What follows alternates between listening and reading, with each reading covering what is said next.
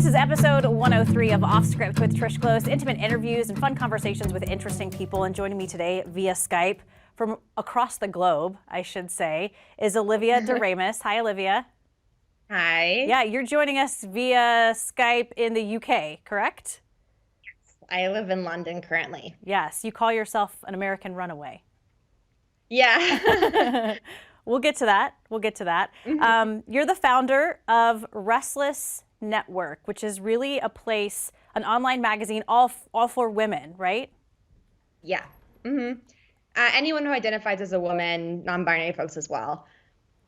Looking online, I just wanted to read this really quick. Welcome to the Restless Network. We're on a mission to amplify women's voices and empower through information and connection. We create content, build communities, and spark connections through storytelling.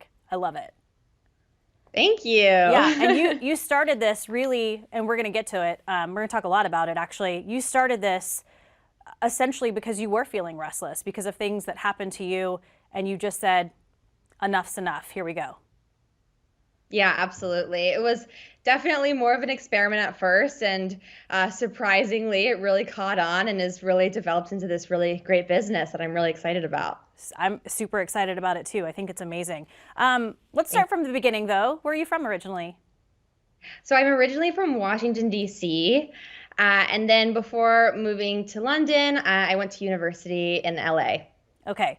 What was it like growing up in Washington, D.C.? Oh, yeah, it was interesting. Definitely. Washington is a lot less exciting than a lot of people would think. But it was cool. You know, I was in high school right when Obama was coming around, and it was, you know, especially looking back on it now with who we have in power now, it's really was a nostalgic time, I guess. I'm sure. Did you grow up with siblings? Yeah, I have a younger brother. And yeah, we just really were brought. DC is a very political town, I guess. I think that if you grow up there, your dinner table conversations are all around politics, and even if you're all Democrats, there's always something to disagree on. So, of course, yeah, I would say it really teaches you at a young age to be very politically engaged and all that kind of stuff. Sure. What'd your parents do? So my dad is an economic consultant. My mom is a homemaker. Okay, so mom stayed at home, and I mean, because I don't know anyone who's from DC. Like, I don't know anyone who's like, yeah, I'm from Washington, DC. I don't think I've ever met anyone who actually lived in the city, right? I mean, it happens. Yeah, so we originally lived in Mount Pleasant, which is a very cool neighborhood. A lot of really awesome cultural stuff going around there. But then we did sell out. We moved to the suburbs. At some point, we went to Bethesda. Shame of my life. It's fine. It really ruins my street cred, but it's okay. No, I don't think so. Not a sellout. And then you end up going to school where in LA? I went to Pitzer College. Okay. What was the reasoning for, I mean, that's all the way across the country, obviously. Were you just looking to get out? Yeah, I was just excited to get into the sunshine. To be honest with you, my high school experience wasn't awesome, and I really felt a little bit ostracized, and I really just wanted a really fresh start somewhere extremely different. I would have gone to school abroad originally if I could have, but that was a little bit too much at 18. Why was high school not fun? Did you just not fit in?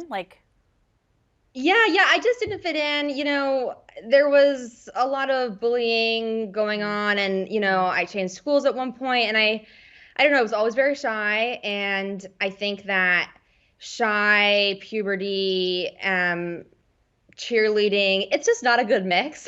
Yeah. And it just, I think that high school can be definitely very toxic. And I think, even at that young age, I was already feeling restless. And I think I was just really excited to, find a place where I could be myself and not really worry about what the football players thought of me that day, or whether or not the head cheerleader thought I was cool enough and all of that good stuff, I've always said, I think middle school, honestly, is incredibly tough, and you're going through such a weird time within your body anyways, and then you're surrounded by these kids who are, you're being judged all the time, and then high school, it can be a continuation of that.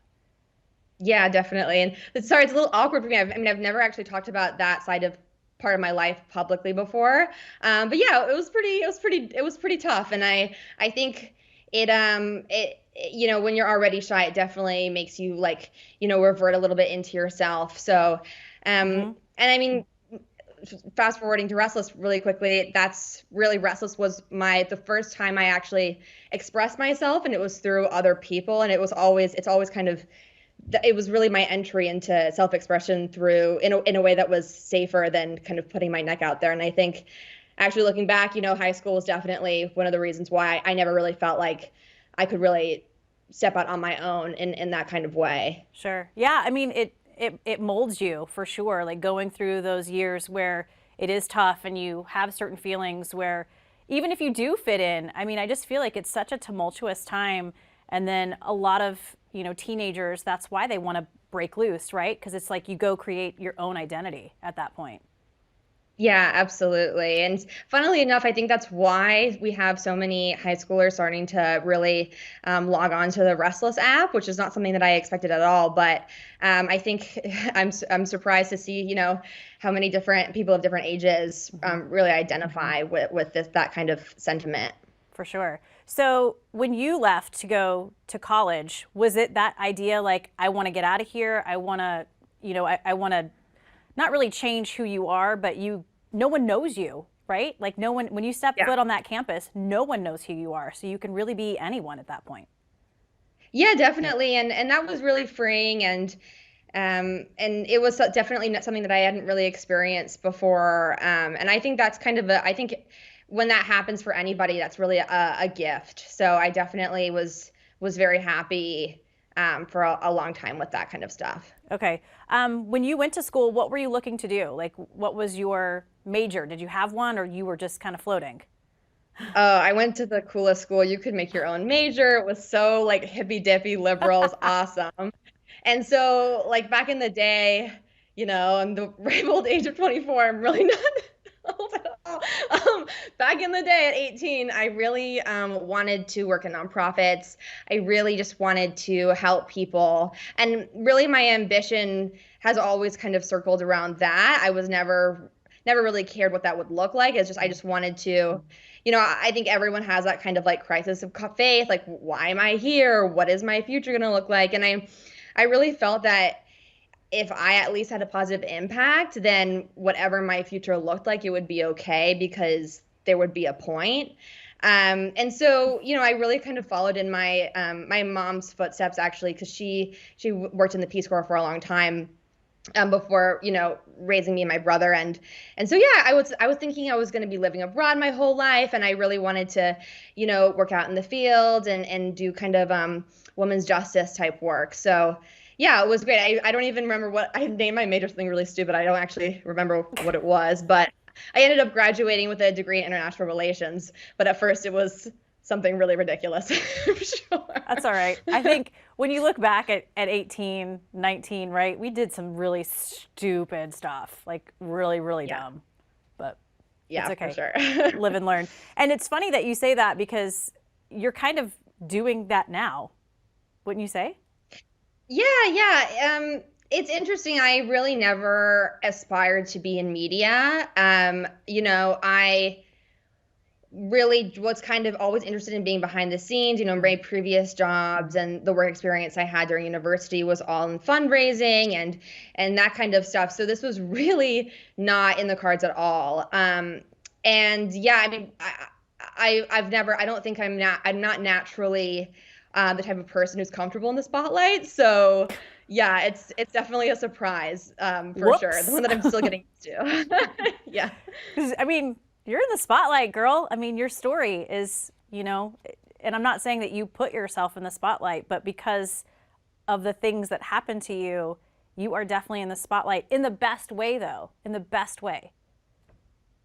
Yeah. I mean, I think, when you're sexually assaulted and also you have the ability to speak about that to be taken away from you for so many years. I mean, even to the point where, telling my friends would have put them in danger of being drawn into this really litigious and horrible lawsuit, or, the fact that I couldn't even tell my I couldn't even confide in a mental health professional because that could be have used against me in court. I couldn't even I couldn't even write in a journal because I would have to give that to the court. So I really for a number of years lost my ability to express myself, and it was really funny because that's something that it's not something that I ever felt was all that important to me before I lost it. And then the moment I lost it, I realized, what a privilege it is to be able to just turn to someone and tell them the truth about how you're feeling and what you're experiencing. So, Dude, that's heavy. I think I really learned the hard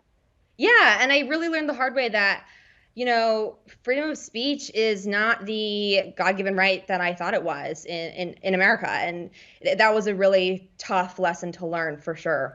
I bet. Well, let's go back. You're 19. You're living your best life in college. What happened? Right. So I was a university student and I was sexually assaulted. That kind of the details of which, it's to be honest, it's really painful to recount. The bottom line, though, the big story that, I'm really trying to get across to people is that I reported my sexual assaulter, and though I was found in the right twice, there were two, university tribunal hearings.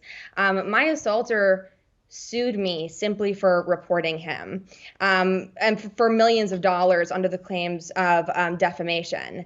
And, these kinds of lawsuits, they last for a very long time, are incredibly expensive. It's incredibly expensive to defend yourself. I probably spent upwards of $100,000 defending myself over, a period of 3 or so years, maybe more. And, the reason why women don't know that this can happen to you is because it's such an effective way of silencing women. Most people cannot afford that kind of cost simply to, speak. Really, like what ended up coming down. A lot of it was very confusing to me, but what it really came down to it in terms of the lawsuit itself was the period after, I had gotten away from my assaulter, and I told my friends immediately after. And so while everything that I said in the university hearings was protected speech, those like 5 minutes right after the assault, those minutes where everyone tells you should tell someone, like that's what you're supposed to do.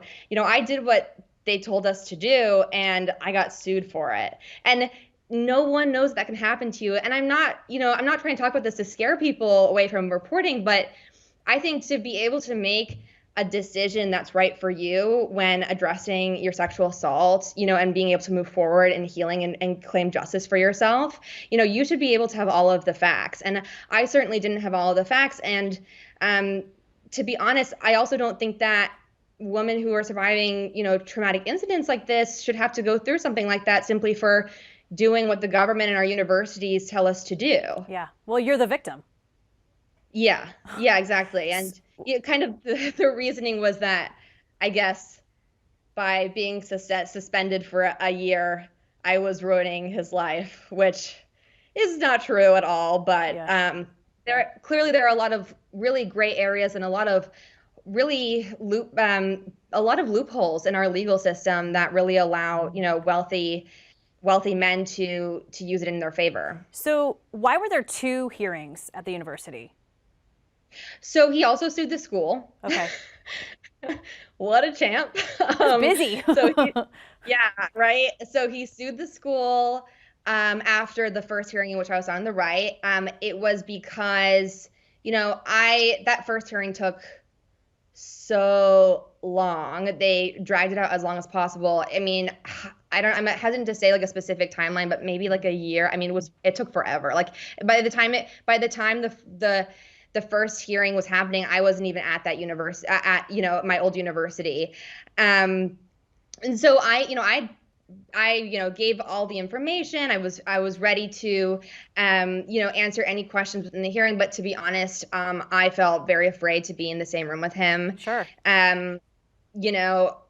There were, incidents that made me feel, I felt unsafe. And so I really didn't want to be in the same room. And so I didn't attend the hearing. which but I given all the information. And so and this kind of goes to kind of like a wider issue being discussed right now in like the national debate. It was like whether or not assaulters should be allowed to like cross-examine their victims within university tribunals, not actually in court. It's this very weird, there's a very weird dynamic that unfortunately came across before it really became talked about in the common media space. It was all I think I was the guinea pig of a bunch of really unfortunate gray areas when it comes to the university system and the legal system. Yeah. Sorry if that was super unconcise, but it's a difficult issue to explain, I think. Well, and I know just talking with other victims, you have to rehash and talk about again and go over the details again and rehash it. And it's like over and over and over, even though you've already sort of spilled your guts on what happened. And that takes a toll on your mental health. Yeah, it's definitely really emotionally traumatic. And, I can't express enough how difficult it is to, at every stage. I mean, it really upsets me when people say that, women report for attention, because it's really just every stage of reporting is traumatic. There's nothing fun about it. There's nothing helpful about it. You really don't. I think, unfortunately, I don't think that there are any really good choices right now as a survivor of assault. I think, whether or not you report to the police or the university, both of those options come with a bunch of systemic failures that you're really taking the brunt of. Right. And so this lawsuit lasts, I think you said like 3-4 years, this lawsuut against you? Yeah, the majority of my adult life. And so, I think, and earlier we talked about how, when I left high school, I moved to California. I was so excited. It was my first start. I was so happy where I was. I was so happy. And I was finally living this life that I really wanted. And all of a sudden it was like my growth was just slammed to a halt because of this horrible thing that this guy had done to me, a crime. But I couldn't, even after I had been found in the right, even after all of those things, he wouldn't let me go. It's like the abuse kept happening. And it's very difficult to get good grades in your exams. It's very difficult to, date. It's very difficult to function. Yeah. And so for many years, it was very hard just to kind of live day to day. I just, and also because with kind of my specific experience, but I think that so many women who experience sexual assault and all of these, really negative experiences afterwards, there really aren't a lot of resources for women who go through these kinds of things. And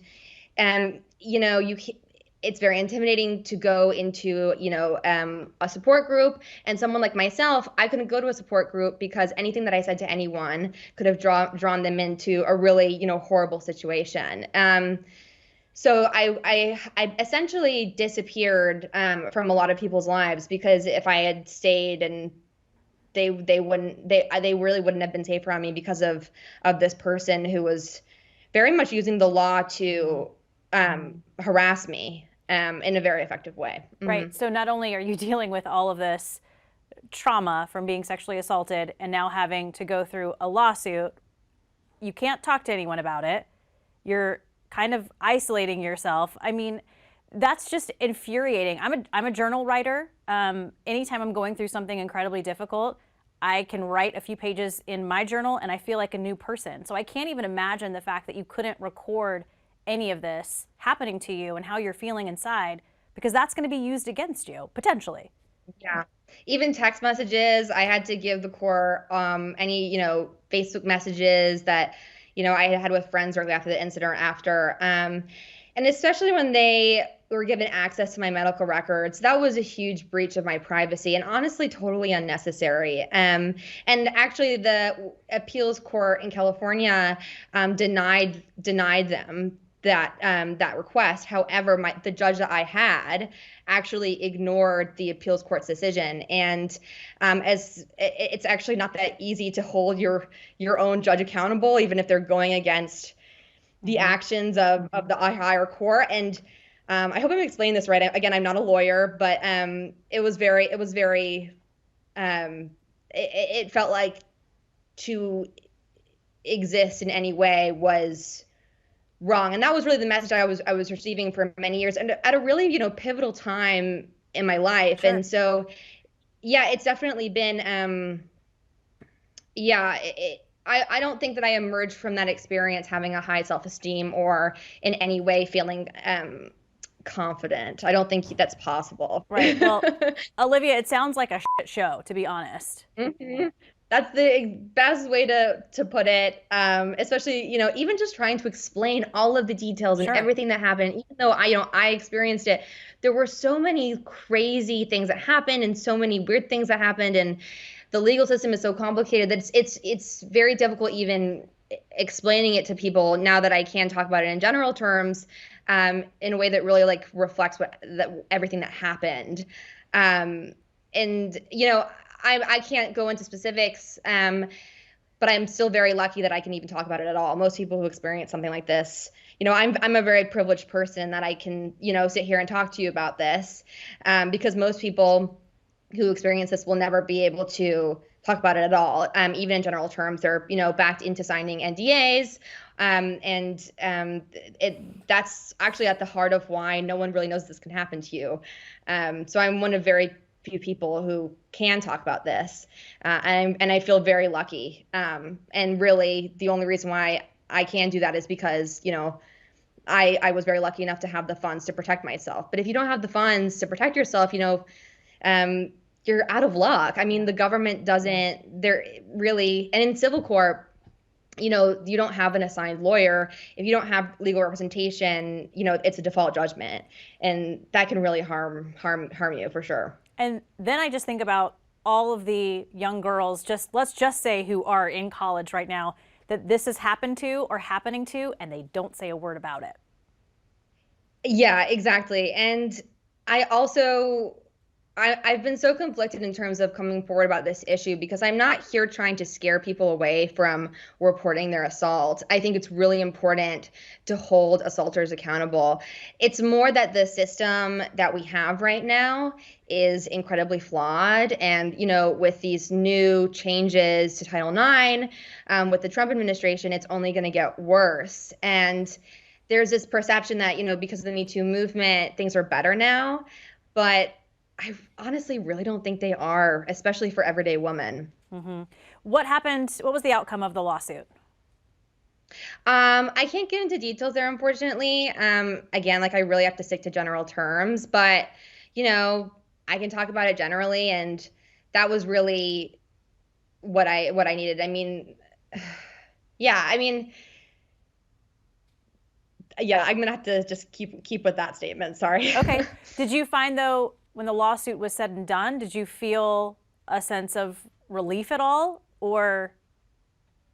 I felt relief, but I felt and I still feel very sad for the. I felt a lot of grief, for a lot of things, for a lot of people that, I had to distance myself from. And it's very difficult because, a lot of people still don't really know the full story, or, I think I remember getting messages from people and I'd never be able to respond. So I think I'm still, it's only been, I think a little over a year since it's ended. And wow, this is so embarrassing that I'm crying. But I think I'm still processing it, to be honest. And it's really just, I keep laughing at myself that I started a business while still healing from this kind of actually quite traumatic incident. So it's definitely been a whirlwind. And I think Restless has really been kind of what's gotten me back on my feet in terms of recovering and moving past it, because I really needed, something positive to focus on. But I think it will still be a while until I'm kind of fully recovered from from those years of harassment. Yeah, a Because thousand they percent. definitely have a huge impact. Did you, and you say you felt relief and sadness, obviously, and I can't imagine people reaching out to you to see how you're doing and you can't respond to those people. That Yeah, breaks my heart. That breaks my heart. Did you yeah. did you find too within those emotions that you were just pissed off? Oh yeah, definitely. But I Oh yes. but I think actually I think a lot of people will probably recognize this is that after a long if you're kind of going through something for a long time, it kind of you can't being angry is really exhausting Mm, and you kind of move from being angry, like I was angry in the first year, and then every year after that I felt really sad. I felt really defeated, and it took a long time. And honestly, like I think that Restless has been really like my savior in terms of getting creative and how to feel empowered again and how to feel okay again. Because I kept waiting for the legal system to defend me, to stand up and tell them, hey, she's telling the truth. She's done nothing wrong. You can't do this. I thought it should, well, I mean, why isn't it unlawful? It should be unlawful, right? But right. apparently it's not.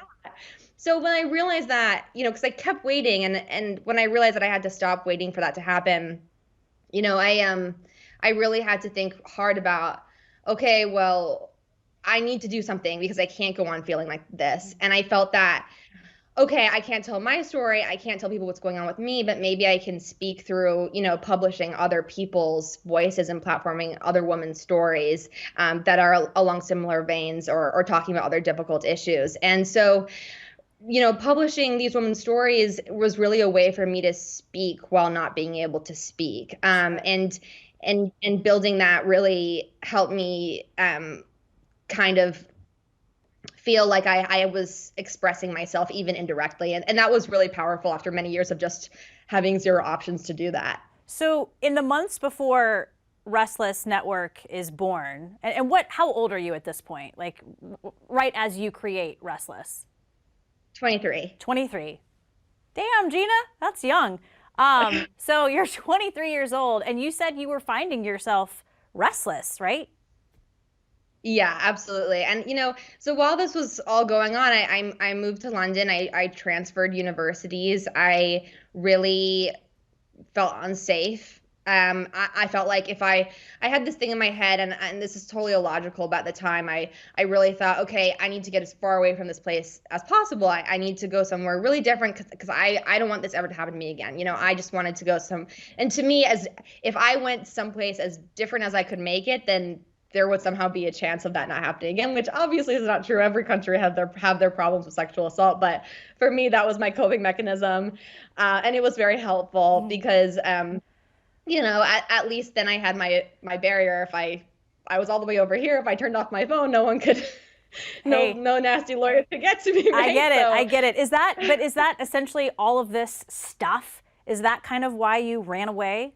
Is that how you look? yeah, Okay. absolutely. I think I was always kind of to be cheesy, a restless person. I always liked going on adventures and that kind of thing. But I think, there are some problems that you can't run away from, but there are certain problems that running away makes it better and protects yourself to a certain extent. And this was certainly one of them.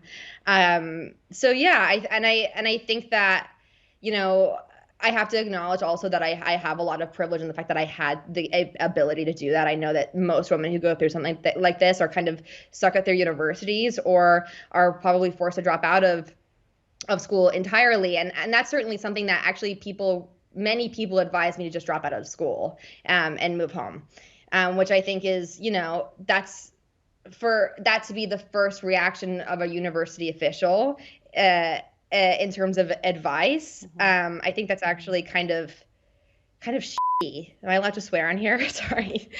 You just did. It's fine. So, yeah, I think that sometimes I think that sometimes you want to feel safe, but also sometimes feeling safe again, after something like this requires a totally different situation. And so like I was lucky enough to be able to create that. So you're 23. And this just occurred to me, and I don't want to put like a Debbie Downer thing on it. You've had all this stuff happen to you. This is supposed to be like the best time in a young person's life. Yeah, yeah.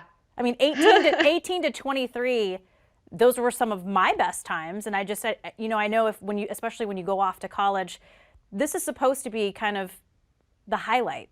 And instead, you were dealing with all of this crap. Yeah, absolutely. But I do have to say that I think that when you're dealing with stuff like this, and this is something that I was very lucky in being able to do, is, you know, carving out moments of joy for yourself is really important. And I was certainly able to do that. You know, I had a lot of really cool jobs abroad. You know, I got to, you know, do, you know, women's justice work in Brazil. I had some really cool adventures, and, you know, I remember being very lonely for a lot of the time, but I also remember getting to go out dancing and getting to learn new languages. And, you know, you can still find moments of joy even while going through difficult things in your life. But I remember being kind of envious of other people, especially.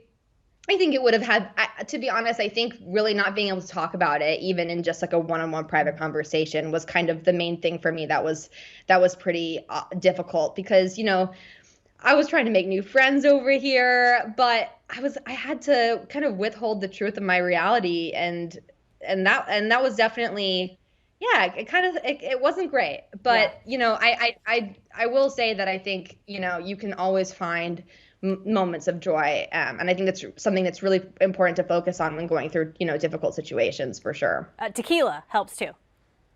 Yeah, I love tequila. I think that's in our About page or something. Same. Yeah, I'm a tequila fan as well. Well, let's get to Restless then. And I'm really curious, was it a light bulb moment? Was it an aha moment? Was it something that happened gradually? Or were you just like, yes, this is what I'm going to do? Well, Restless as it stands today, you know, the media platform, the editorial site, and the app are light years away from what I was thinking when I first thought of the idea. Right. You know, it's been a year and we're already at this kind of crazy level. But when I first was thinking about it, it was really just, okay, you know, none of these mainstream media publications are answering my questions, are, you know, telling the stories that I know are out there. You know, I wanted to know how to tell my parents that I was sexually assaulted. I wanted to know, you know, all of these things that I think that a lot of media platforms are kind of intimidated to cover. And, you know, it's, you know, you just got to register a domain name and put some feelers out there. So it was very, you know, it was very like bare bones. It's still pretty bare bones. I'm the only full-time person at Restless. And, you know, there are a lot of really cool freelancers who have contributed over this past year. And I mean, so many people, and it really kind of snowballed. And so Restless today was certainly not this huge plan that I had going into it. It's just kind of really evolved from, you know, where I keep noticing like women are needing different things, and kind of trying to create a product that is actually helpful to women. And that's really kind of my main thing is, you know, how can Restless be helpful to women? And if there is someone going through something that I went through, you know, how can Restless help? Because I really needed to make something positive come out of it. And now I have some pretty big dreams for it. I'm not going to lie to you. So yeah, it's exciting stuff. No, don't lie, and keep going. Did you in the very beginning, were you reaching out to certain writers, or were there certain people that you were like, hey, can you know, offer up an article? Like, how did that work? Yeah, I mean, I created a Twitter account. I was so afraid of Twitter. Oh my God. You know, I just put out a call for pitches on Twitter. I literally had no idea what I was doing. It's so funny. I still really don't really know what I'm doing, to be honest with you.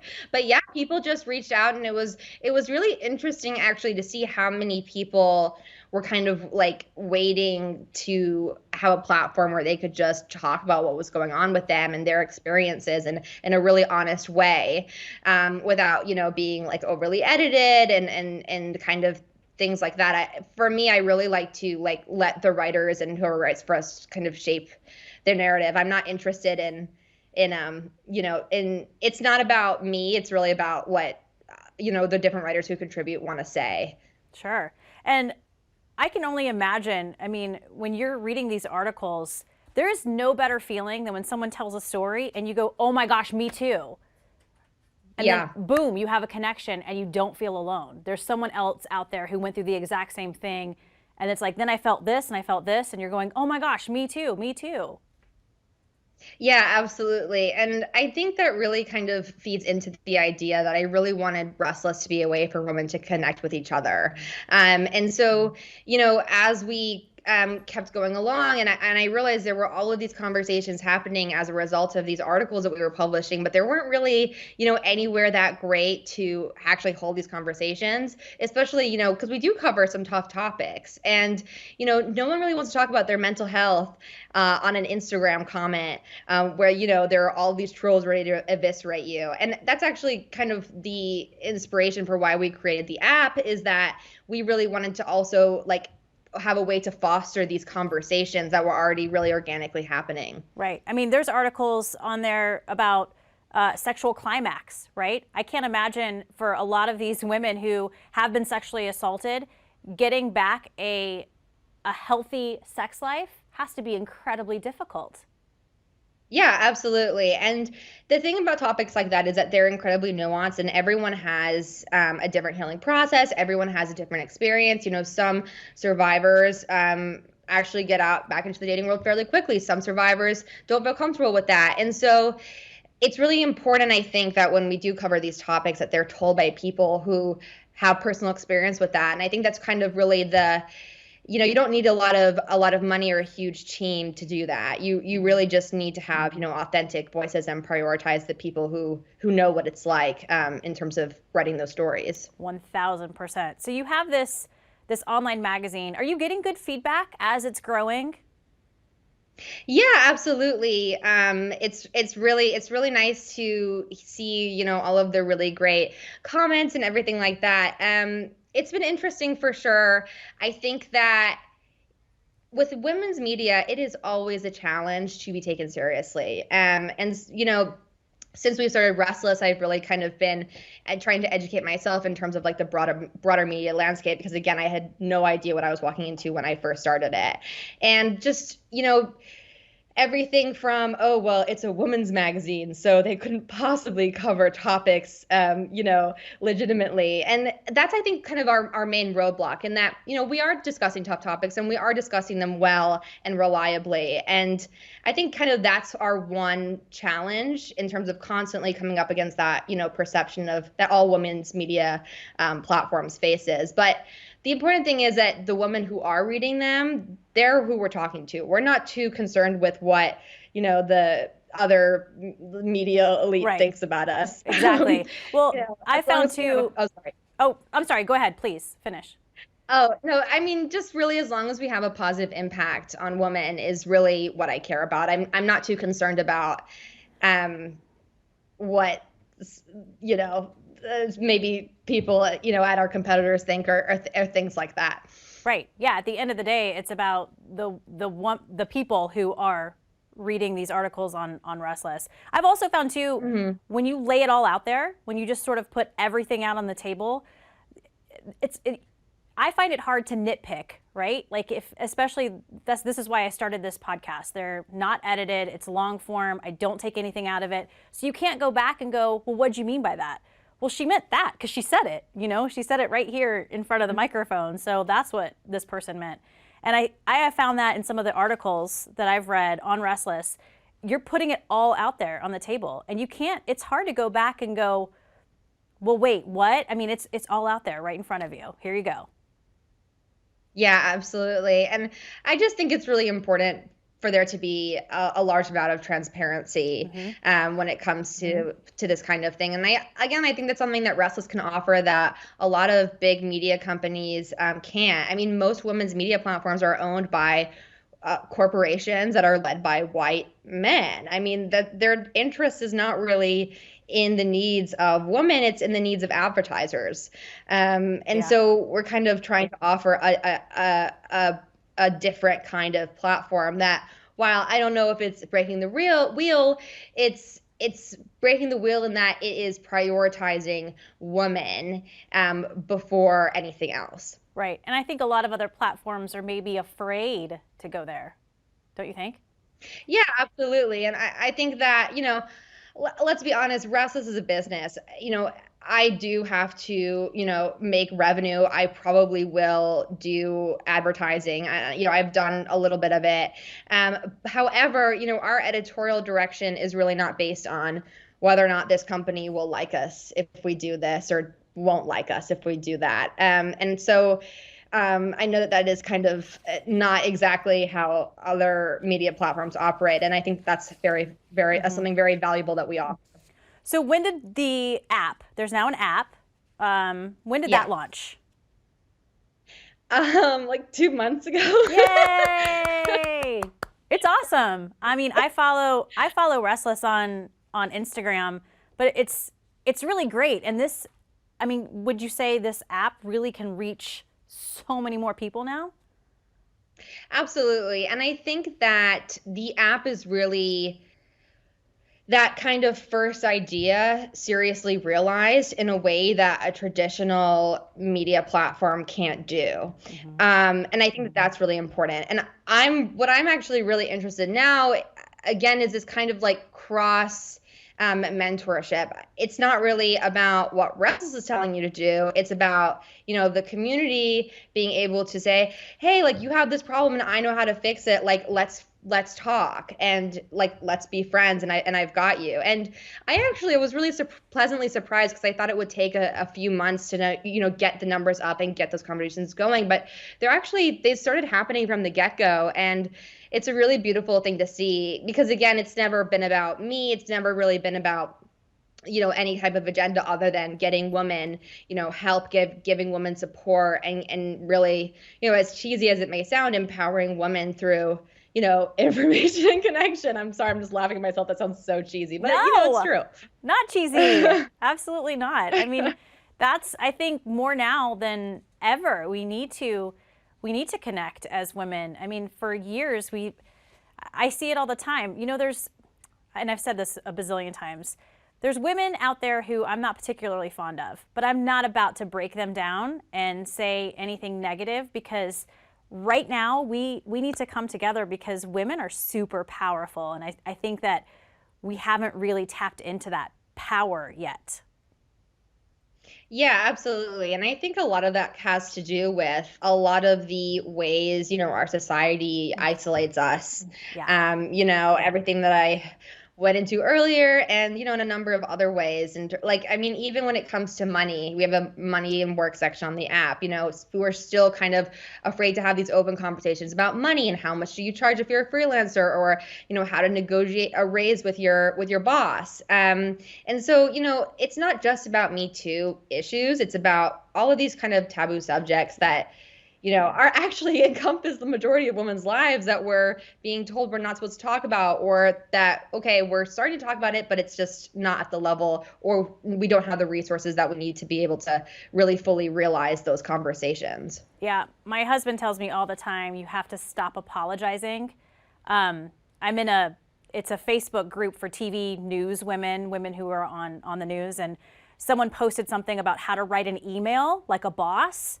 And the number one thing that women do all the time is that we start emails with, I'm sorry, but, or, I am apologizing. And it's just like, stop apologizing. Just ask what you want. Damn it. Yeah, for sure. But it's actually so much easier said than done, right? I mean, I literally have to stop myself saying I'm sorry on a hourly basis, and I still do it, because I'm like, I don't want them to think that I'm rude. And yeah, and then you feel that you're uniquely having that problem, but actually no, so many people are experiencing that exact same thing, but you get stuck in your head thinking that you're the only person who can't stop saying I'm sorry. It's actually very normal. Yeah. Yeah, and then you go, and then it's like, stop apologizing, and then you go, I'm sorry. Yeah, stop apologizing for apologizing, and all that good stuff. Yeah, I'm sorry. So what's in the future, Olivia DeRamus? What's in the future for Restless? What do you see? What do you want? What are you hoping for? Well, yeah, I have big dreams for Restless. I gotta say, I would love for Restless to be the go-to place for women with a problem. I really want Restless to be able to solve your problems. If your boyfriend isn't satisfying you in the bedroom, you should be able to go to Restless and find a resource for that, and find women who have also been through that and can talk you through that problem. And I really want to do it on a big way. So our main priority right now as a company is really just getting in front of as many women as possible, because we're really excited about the product that we have, and developing it into a even more helpful resource. And we've got tons of resources, whether it's podcasts or videos or written articles. Our editorial site is still very active. We're really just interested in, being able to collect as many women as possible into this community, because I think that the more women who are there, the more helpful this community is. Because, imagine having hundreds of or thousands. I mean, we're at the point where at thousands, you have thousands of women at your fingertips who've probably been through some really similar experiences. And honestly, like it makes me tear up, especially, I mean, the heart of Restless is at these Me Too issues. And though the app isn't just about it, it's those Me Too conversations that are happening there, wow. I mean, do I wish that I had that when I was younger? And I'm just really excited to provide this resource to other people, and maybe kind of help fixing in my own way, one small part of these very real problems that women face on a daily basis. Do you sit back and look at this and just go, oh my gosh? Like, does your heart just almost want to explode? It's amazing. Yeah, it's cool. But I also think that, when you're an entrepreneur, I guess I'm allowed to call myself that now. You kind of get stuck in like the daily grind. And so you're waking up and you're like, oh my God, I didn't do this, and then this. And so it's very rare that you do step back. But yeah, I mean, like, this is one of those moments. I never thought that I would be interviewed about what happened to me. I never thought that I would get that chance. And every time someone actually wants to speak to me about my experience is so empowering, and is also something that I know that most women do not get. And I just am always just so incredibly grateful for being heard after, a long time of not feeling that way. And that's really that, no matter what happens, that luxury is something that I will never take for granted again, for sure. Amazing. I just, we're going to wrap up just a little bit and get to the final three, but I wanted to read this. This is online on your website. Yes, I was a victim, but you know what? Through that shitty time, I also had a lot of fun and adventure despite the trauma. Just because we sometimes have to face difficult things in our lives doesn't mean that there isn't room for joy, dancing, and even tequila. For me, finding joy was my ultimate rebellion. I hope with Restless, you find yours too. That's so beautiful. Thank you. That's amazing. And it's like, I think you were writing that for me, because like joy, dancing, and tequila, check, check, check, done. Yeah. And again, like, I think this also goes back to like, well, this is a rabbit hole, but the idea of what, a victim of sexual assault looks like, and what that looks like. Oh no, you froze. Hold on. Right before we lost you, you said one of my favorite phrases, not to go down a rabbit hole. So please continue with the rabbit hole. Okay, well, I think that there is a very specific idea that we've been taught of like what a survivor is. And I think it actually can be very scary when you've just experienced an assault or something traumatic like that. And because you think, oh, that's it, my life is about to be, a world of pain for a very long time. And I think that a part of what I'm trying to do is to show that, you can be a survivor and still have these really fun experiences in life. And that's not to take away from the fact that you're going through something really awful, but there is hope there, and there is, other really wonderful things still to life. And and also the fact that, sexual assault survivors date and they do all sorts of things. And I think that, the perception, I think that that is very pervasive. And I think it's important to really try to combat that. Find the joy, right? You got to find the joy. Yeah. Exactly. I think that that's what it comes down to, for sure. Even for, survivors ourselves, in terms of having that hope, going through something that terrible. And I think for kind of other people as well, in terms of how they perceive survivors. There's a lot of awkwardness there for a lot of people. They don't really know how to talk about it. It makes them uncomfortable. And so I think that the more we normalize talking about sexual assault and like the actual reality behind it, the good and the still normal, the better off, everyone will be when it comes to these discussions. Yeah, we got to get uncomfy. We got to get a little bit uncomfy, I think. Yeah. Where can people tap into Restless? Where are the best places to go if they're looking for resources or they just want to check you out? So the app is the hub of all things helpful and restless. Okay. You can find the app if you search Restless Network on Google and Android stores. You can also find us on social media channels at Restless Network and our editorial site at restlessnetwork.com. Awesome. Love it. I've been I just found out about you a couple of weeks ago, and I've absolutely been digging the app. I follow you on Instagram, so it's really, really cool, and it's such a great thing. Oh, thank you so much. It means a lot to hear that, because we're still so new. So all positive feedback really warms my heart. Good. Okay, let's get to the final three, my favorites. Best advice you've ever been given? Yeah, so I've been really stressed out about work recently, and I think that the best advice that I have honestly ever been given is that, it's really hard to separate yourself from your passion or your work or, whatever it is that gets you up, at the beginning of the day. But if you can do that, that really improves your quality of life. And so starting to do that and starting to kind of, say, okay, if someone criticizes Restless, they're not actually criticizing me. That's been really good for me in terms of making sure that I can, still be a happy person at the end of the day, even if, my work day was a little bit difficult. Right. Well, and I think it's a very basic thing, but wow, has it really made a difference for sure. I bet. I think when you have a passion like that, you live and die by it, right? So the tiniest little hiccup can ruin your day, and then the tiniest little success, you're like, I'm the king of the world. I mean, it happens. Yeah, exactly. And being able to let that go and emotionally distance yourself when it's appropriate and like needed is really key to being able to be an entrepreneur or a business owner or a creative or anything long term without totally burning out. Yeah. Okay. What's your happy place? Well, it's still California, I have to say, even though, some bad stuff happened there. Like I love California. I'd love to go back there one day. So hopefully that happens. Amazing.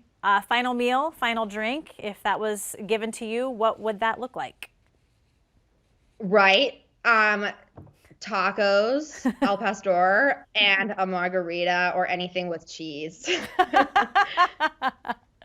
You're speaking my language right now with tacos and margaritas. I love it. Olivia DeRamus, thank you so much for baring your soul and sharing your story. And I mean, just spilling your guts and putting it out there. It's such a huge thing. It's really scary for a lot of people, but thank you for doing that with me for the last hour. Thank you for having me. This was really enjoyable. Awesome. That's good. That's good to know that it wasn't painful.